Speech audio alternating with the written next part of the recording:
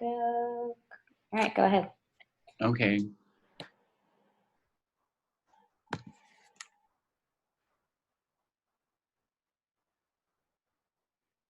Is it sharing? Yep. Okay. So, like I said, it's going to be like a lot of information, and I'm going to be going really quick. And just a disclaimer, this is not legal advice. I'm not a lawyer. If you know, some of these things there's a lot of gray area, especially when it comes to like, tenant law, tenant and landlord law, and because every situation is different. And so again, I know we have 30 minutes, so I'll keep it within that time. And so I'll be going quick, and this information will be shared as well. So let me start with like a little political lesson. And it's misframing the housing crisis. And these pictures were taken from a past like advocacy thing that we were doing, trying to pass the Immigrant Tenant Protections Law and Act in Missouri after Illinois had done so, pre-pandemic times. I mean, it's like hard to think like that now, but so housing justice work needs to be like kind of contextualized in this long struggle for liberation on occupied, colonized, and stolen lands, and in movements all over the world, and that all of these struggles are really interconnected to the mass incarcerated, to the evicted, to the unhoused, and the list goes on and on. And understanding that housing injustice is the logic of racial capitalism and white supremacy that really undergird the financialization of housing. For example, gentrification and the extraction of rent from low-income people. And so I think that's why housing is so important, because it's at the crossroads of so many of these struggles and stuff like that. Sorry, excuse me. So we're talking about the incarcerated and police brutality, the over-policing of communities of color that affects families, and disappear people from communities, and that are missing out from time with their family when they could be otherwise participating in like in community activities. Segregation and redlining, education, health disparities, and life expectancy. So like our zip codes, it's proven fact that our zip codes determine what we achieve in life, and also our health outcomes. That it determines our proximity to doctors and hospitals, environmental racism, communities of color that are that live near industrial zones and landfills, etc. The poor maintenance of disinvested housing, like what you see here in these pictures: bug infestations, mold, lead pipes, and this can lead to children, who develop asthma and who literally cannot breathe. This is also determines access to healthy foods and or food deserts, and it believe it or not, it affects stress levels, and also poverty and the criminalization of poverty as well. And so, yes, I will. So it's not a housing crisis when we're talking about this framing, right? It's a tenants' rights crisis, because all of these touch points and struggles, they include all tenants. That is, tenants include renters, the unhoused, school-aged children, the incarcerated, the evicted, domestic violence survivors, the broke, the undocumented, folks with mental illnesses, and the organized. Or in another kind of term that you can use is like people who cannot control their housing, because we're calling it a housing crisis. By calling it a housing crisis, it benefits those who design housing, who build it, and who profit from it, not the ones that actually live there. It encourages people to think in terms of property values, speculation and calculation, numbers and units, or about power, or about and for the people who have that power, not about the humans that live there. So that could be like real estate professionals, or like or developers, government officials, landlords, the police, and so stuff like that. So with that in mind, let's do an activity. So I guess I'll leave this up here. So we're asking, who are the people closest to the issues of our time? And so you can use these questions as grounding thoughts, like people closest to the problems, I guess, in other words. So that can be from market forces like gentrification that impact vulnerable communities. How do we make the most vulnerable the most powerful? So I guess we need to identify who are those communities, who are those people. How do we respect tenants by treating them as experts on their own lived experiences? How can we cultivate a place where we can learn that you are not alone? And how do we build solidarity with the people that are most closest to the problems or to these issues? So you can think about it, or if anybody can just jump in and like wants to, like at top of their head, something that comes to mind.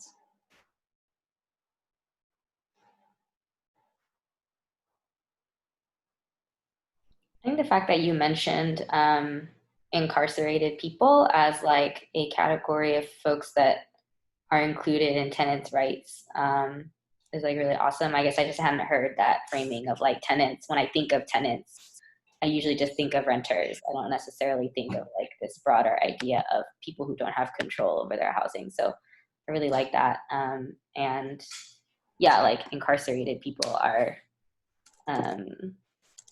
basically stripped of any other rights that they might have.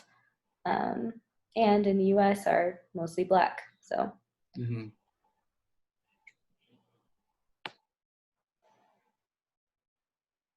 Yeah, especially right now with the closed workhouse success, and it's really gonna close down and everything like that. Anybody else?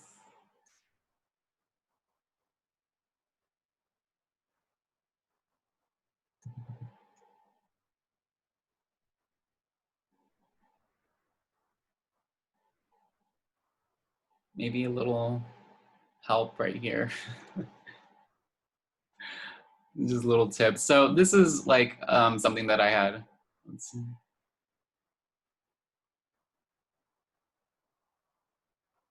Black people, trans people, people who can't get jobs easily. Yes, yes, yes.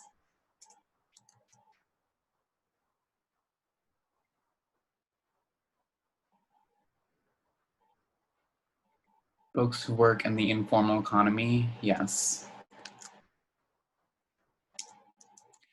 I think like with this, like there is really no wrong answer, we're all renters. I think that's, really, or, some of us, most of us, maybe on this call, I don't know, maybe some of you own your houses. What did I do? But yeah, I kind of like just made this, and so I'll be happy to add whatever else people have coming in. Or, and I reuse this presentation, so I'm always like adding to it, or I will add to it. So, with all of that said, I'm just gonna like jump into like the basics, I guess, and this is gonna be really like brief stuff. Okay.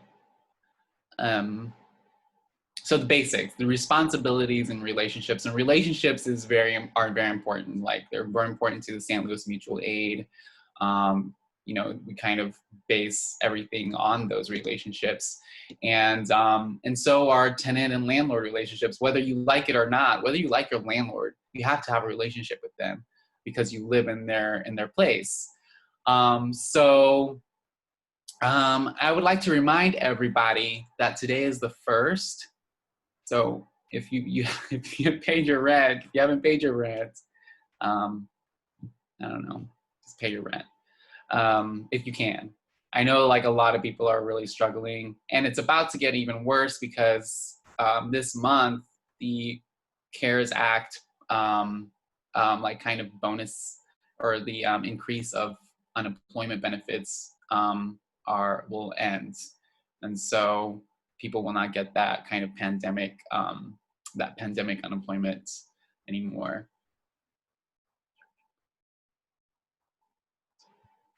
Yeah. Yes.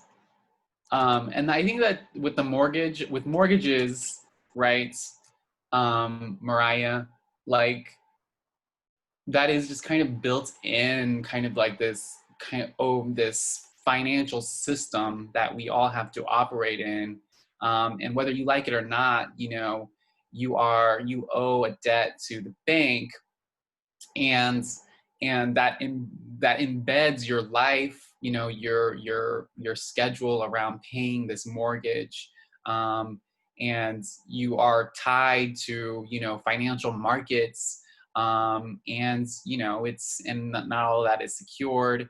I mean, depending on what you do, but yeah, I hear you.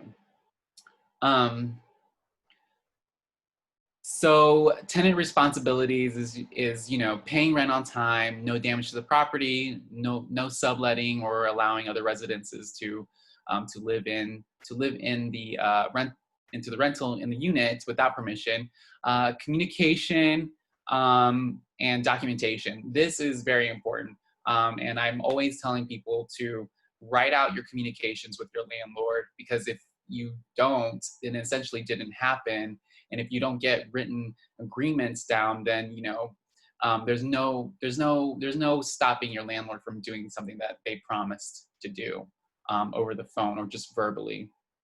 So that goes to just making sure everything is working before you move in, taking pictures of what's happening in your apartment, monthly rent receipts, promises to repair in writing, security deposit inspections, and all of that.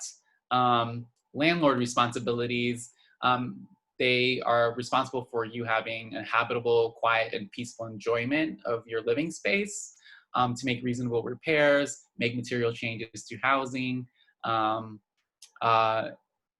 give proper notices for rent increase, take proper steps to evict for non-payment of rent, meaningful notice to enter the property. And usually this stuff is in your lease. And so reading your lease is also very important.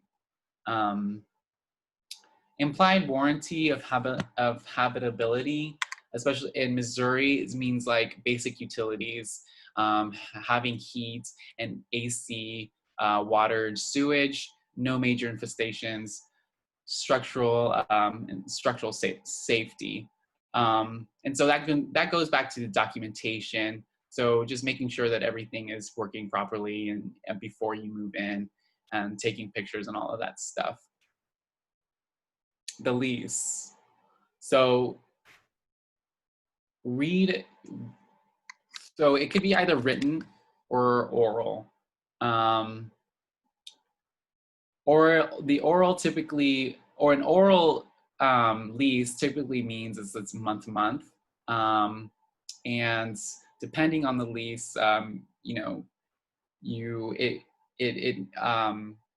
the lease it'll say like when you can terminate, or how soon you have to notify the landlord if you want to renew your lease. So reading your lease is very important, especially right now. There are lawyers are saying that if your lease has a clause of the, like, if an act of God clause or an impossibility clause, that could provide some relief to paying rent and so if you can find something like that in your lease that would allow you some leeway to working with or like some leverage to working with your landlord. And of course, keeping a copy of your lease is also very important. Yeah. Communication documentation regarding COVID. This is very important. I'm just keep on saying, communication documentation, texting, letters, emails, even phone call recording apps. But you have to be careful with, there's certain legal implications there. And so, like, for example, if you're if you're calling your landlord or your landlord calls you, do you tell them that you're recording the call? I don't know. But like, as long as it's written down and documented, like in a text, that's perfectly fine, because you can screen capture those. The retaliation against tenants for non-payment, that seems to be on the rise as of late, especially for people who have not paid, past months since the pandemic started. Missed rent payments, prioritizing all of your responsibilities, that's up to you. How do you choose what to prioritize, rent or eating for that month or that week, what have you. And just talking to your landlord, especially if you know that you're going to have those issues, and I know that this is relevant with a lot of people through St. Louis Mutual Aid and who we connect with, because most of the calls, I'm not sure, deal with, getting some financial solidarity.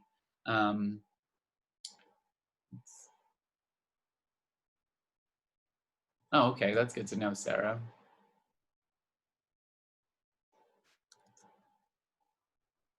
Thank you. Where was I? Yeah. So that goes back to having a relationship with your landlord, whether it's good or bad. You have to talk with your landlord and try and talk to them about why you cannot pay. And better if you have a decent or a good relationship with your landlord, right?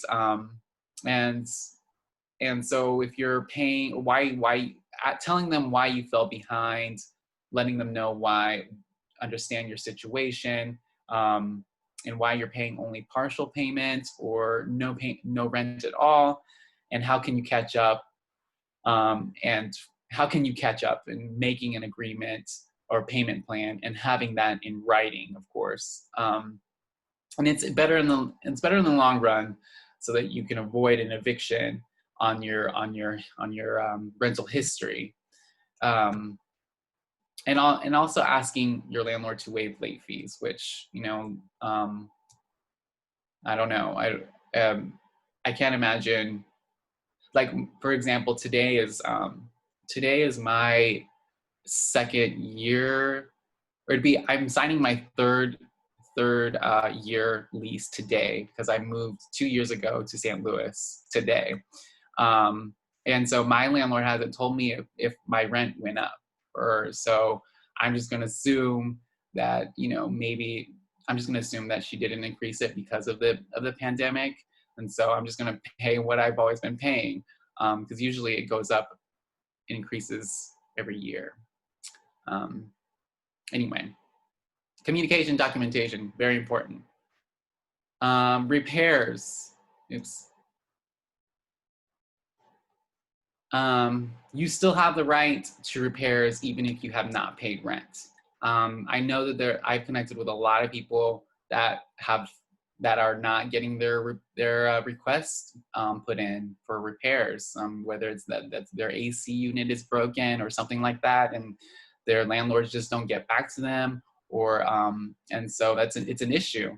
So these are just some best practices. Keep written records, of course, documenting the condition by taking pictures. You might need to call an inspector. That's a Citizen Service Bureau. You can connect through inspector through that agency. Sending letters and messages to your landlord, keeping a copy for yourself. Let your landlord management know if you're comfortable with letting anyone inside of your place. Because you want to keep your family safe, you want to keep yourself healthy.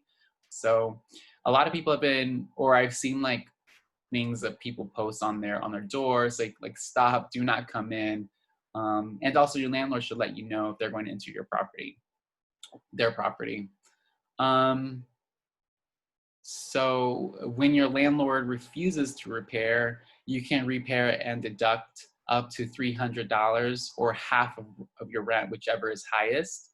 But only if you've been a resident for 6 months there and you're current on all rent due, not in violation of the lease.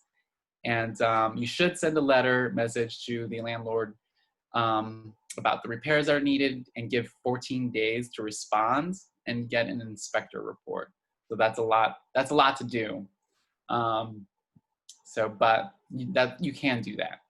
I think the hardest thing to do is getting an inspector with that, because that will landlords don't like that, especially if they find any code violations, and then that's cause to retaliate against tenants. And so evictions. I had a whole thing on evictions because I'm like, yeah. Anyway. So rent and possession are 96% of all evictions in Missouri. It is not necessary for a landlord to give you a written notice that they're going to evict you. If the tenant is behind on rent, even just by 1 month, that's cause for a landlord to evict someone. So essentially, a rent in possession is if someone is behind and owes rent of any amount. The eviction order can be dismissed if the tenant pays all rent due plus the court costs before the day or on the day of the trial, even if the judge has already ruled an eviction on your record. And there is a process to appeal. The other type of eviction is an unlawful detainer, and that is when the lease ends or has been terminated by the landlord, but the tenant remains in the unit. And there's no appeal process, and there's no way you can pay that back, or you can pay those court costs. And the landlord must notify of intent to evict the tenant. Illegal evictions. These are illegal. They're also known as lockouts or self-help evictions. So the landlord cannot physically remove you or coerce anyone from the property. Does squatter law apply? See, that's a good question. I think I have. It's something that I'm not too familiar with, Kendra. But I know that there are squatter rights, and I can get an answer for you on that. I have some notes written down. I just can't think of it on the top of my head. Mariah. Okay. Thanks, Mariah. Just knowing that Kendra just came from California recently.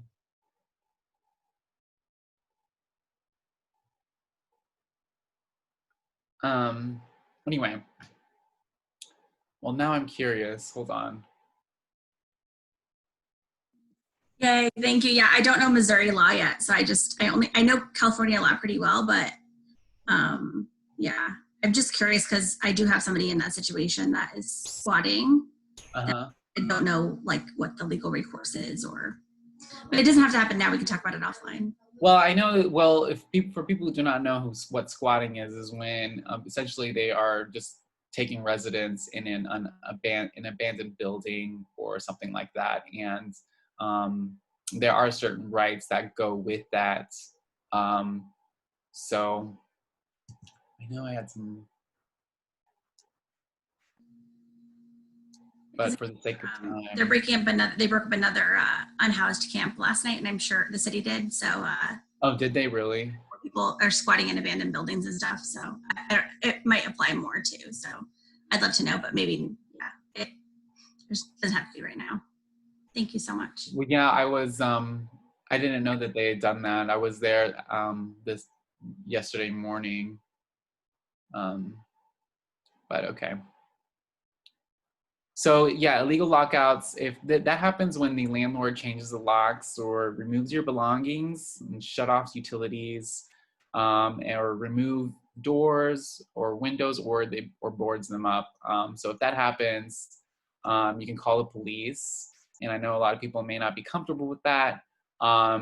So there are some other organizers that are planning to work around that. So you can contact them if there are any people being evicted.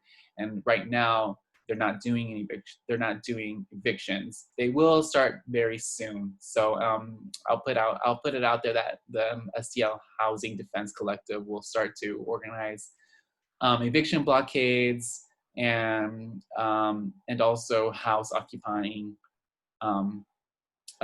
trainings in the very near future. And so it is a crime that the landlord does that and can be arrested in St. Louis City, and it is a crime in the state of Missouri.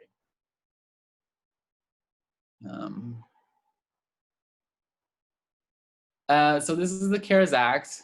I'll just put this on there. I'm not going to talk too much about it, but there are eviction moratorium for the federal CARES Act that's about to end in July 25. But there's other stipulations that the federal CARES Act does not cover.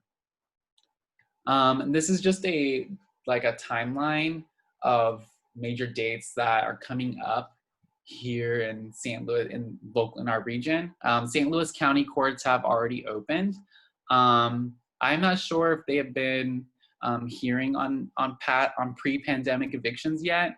All of that information is very, very hard to get, and as it is not public, and also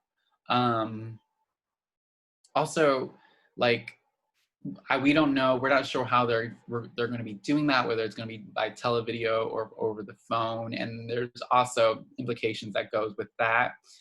So July 6 or 7 is when at least in St. Louis City they'll start to send out 10-day eviction notices to begin for landlords that are intent to evict their tenants. Around July 16 and 17, the landlord can file eviction orders at the court, and the tenant will receive a notice to appear.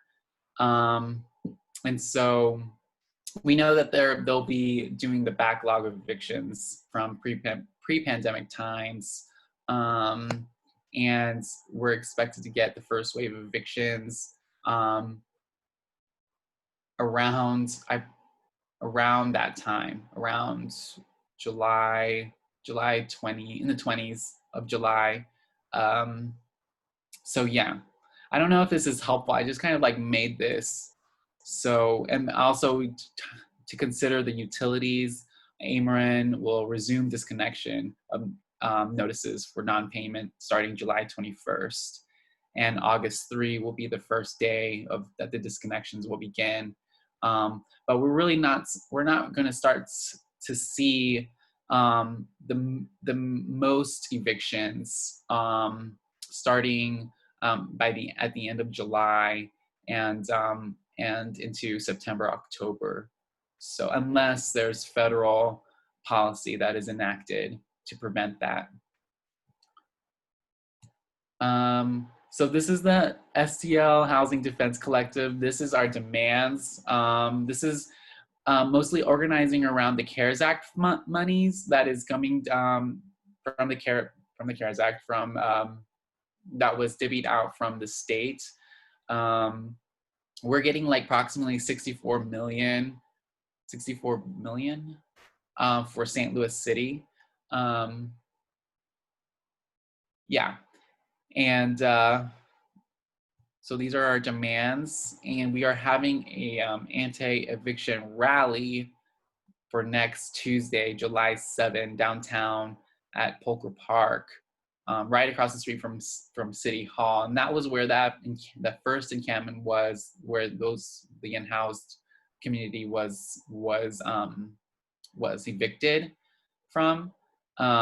So we will be holding a press conference and a rally and a march to the City Hall. You know, everybody, it's pandemic summer, it's protest season. So, you know, we have all this energy going on. And so, if you come out, please wear your mask. We'd love to have you. And there's going to be more involvement opportunities, such as the eviction rapid response training, and looking for volunteers for that, and some house occupation training as well. So, and also we're collecting stories. I know that we've reached out to a lot of people, and Julia knows about what we're trying to do is collect stories for the people that are directly affected by all of this stuff, and just kind of preparing for like the oncoming onslaught of all these evictions. So yeah, you can contact me if you want to get involved as well. And that is our email. And the remaining slides are just like a bunch of resources, numbers to know, legal services, utilities, and like other resources and then information. And there's some letter templates. I have a lot. I didn't have time to put them all in here, so I can go back to insert those letter templates for you know, COVID related rents, and also have a lot of letter templates in Spanish as well. So yeah, that's about it. Yeah, I can end this now. Oh yeah, and here's Sarah, did you say you wanted to share something about squatter stuff? I can say just a little. Just that in Missouri, it's really hard. It's like years. It's a year's process. There's like different things that you have to, like, you're supposed to be openly squatting. Like, people have done things like getting mail at the house. I have some friends that squatted buildings on the north side for years, and really still didn't have squatters' rights. Just to put that out there. I can say more in a little bit, but also thank you, Juan. That was great. Yay. Thank you. Thank you for that information too. Yeah, I can like look it up. Did anybody have any questions? Did you share the link for this somewhere, for the slides and stuff? Oh yeah, for sure. Any questions for Juan? Questions. Thank you so much for this wonderful information. I feel like it's so topical right now, especially like I feel like shit's hitting the fan with people getting almost kicked out, or you know, landlords just not following the rules. So I really appreciate getting, you know, better informed about it. I'm curious about the part about not paying rent and having stuff not, like, people still have to fix stuff. So what is the best recourse? Do people have to pay back rent? So if they end up getting out of their house, this is a very specific situation. Are they legally obligated to pay rent? And like, what is the best resource to contact? If they, their landlord can still file like that they owe rent. That they're due money. So they can still get an eviction order.